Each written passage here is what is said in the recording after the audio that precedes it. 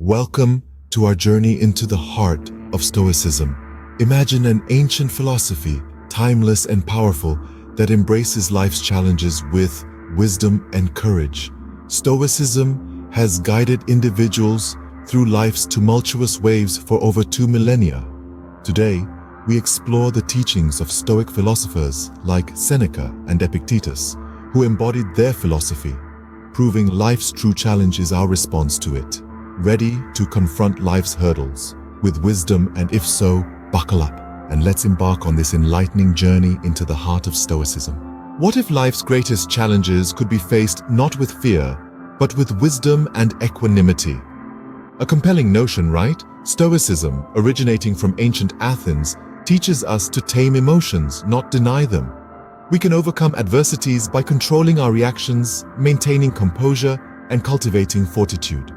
Stoicism is a guiding beacon in the stormy seas of life. Stoic philosophers like Seneca and Epictetus didn't just preach, they lived these lessons. They showed us that the real challenge is not what life throws at us, but our response. So, how does one learn to face life's challenges not with fear, but with wisdom and equanimity? Let's explore. The first lesson is acceptance.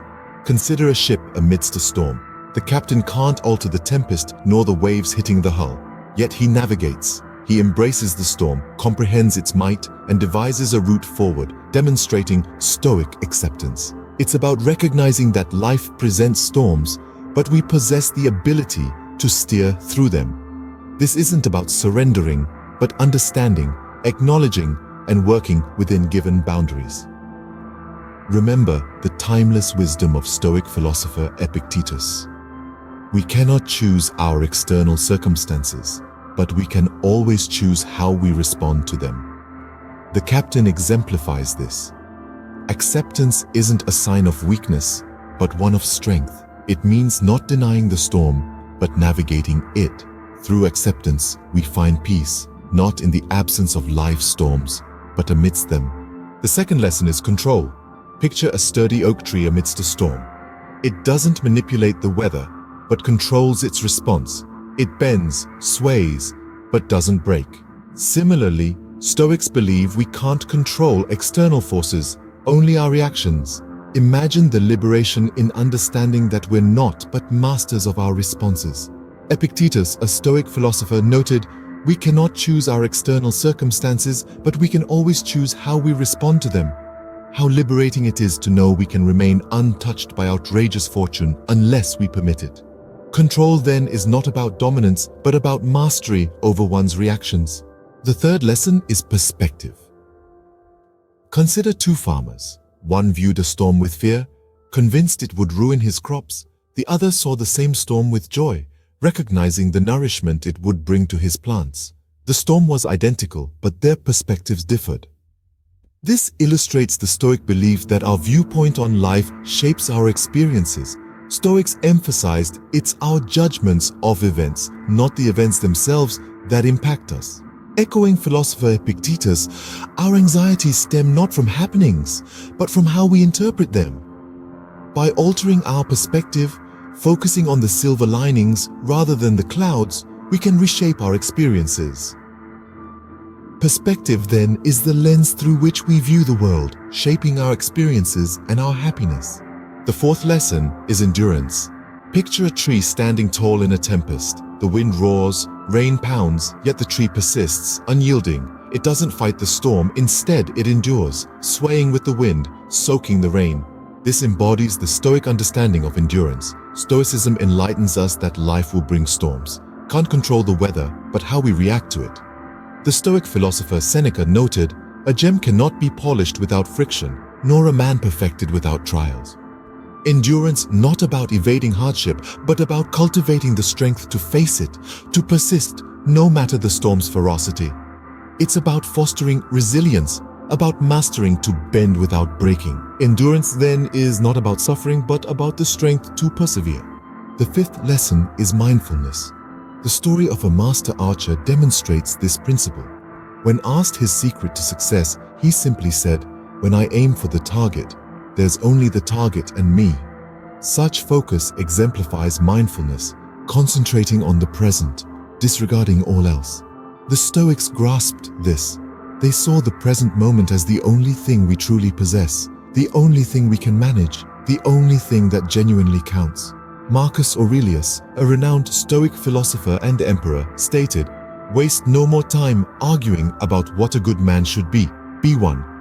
This statement urges mindfulness, emphasizing being the best we can be right now instead of indulging in abstract debates.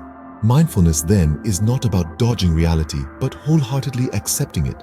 It's about being fully present, completely involved, and intensely alive in every single moment of our lives. The sixth lesson is detachment.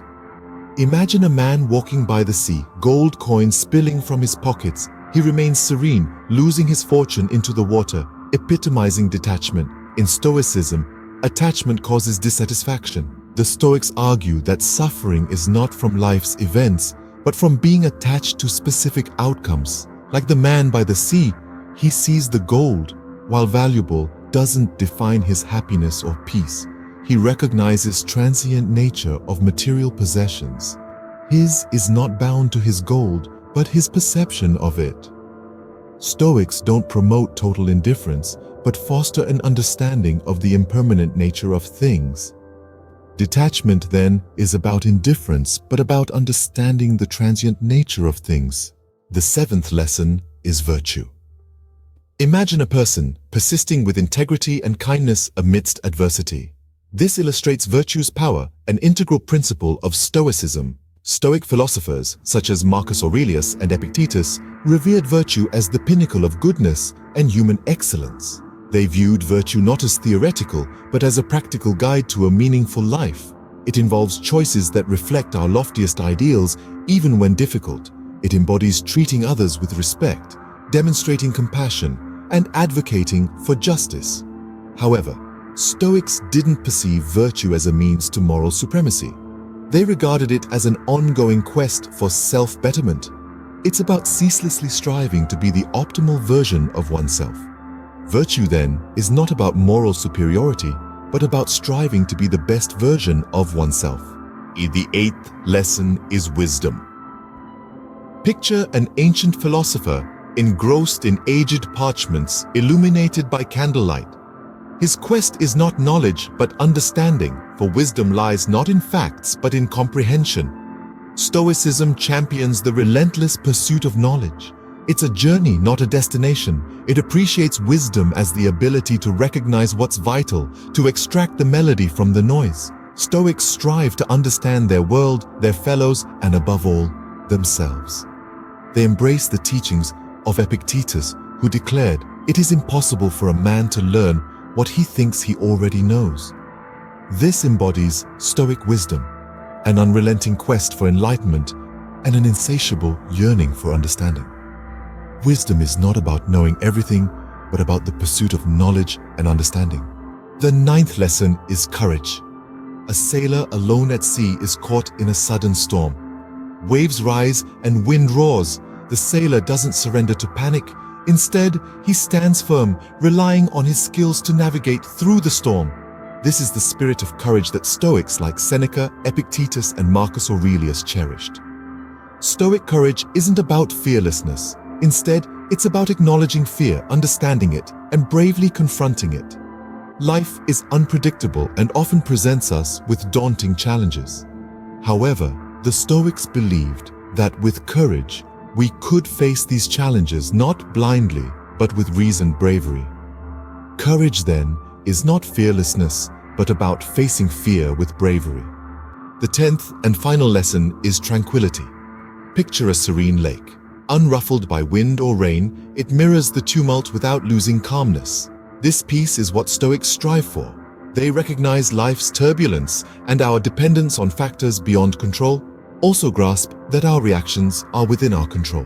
The key, they opine, is to foster an inner calm withstands turmoil.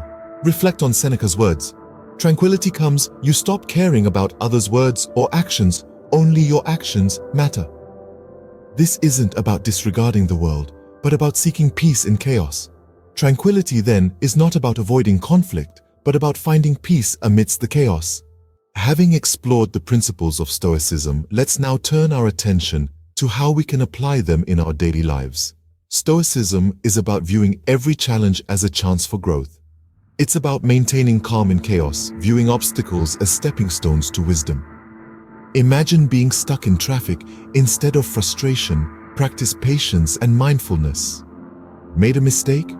Use it to learn and grow. Stoicism is not suppressing emotions, but using them as guides towards virtue.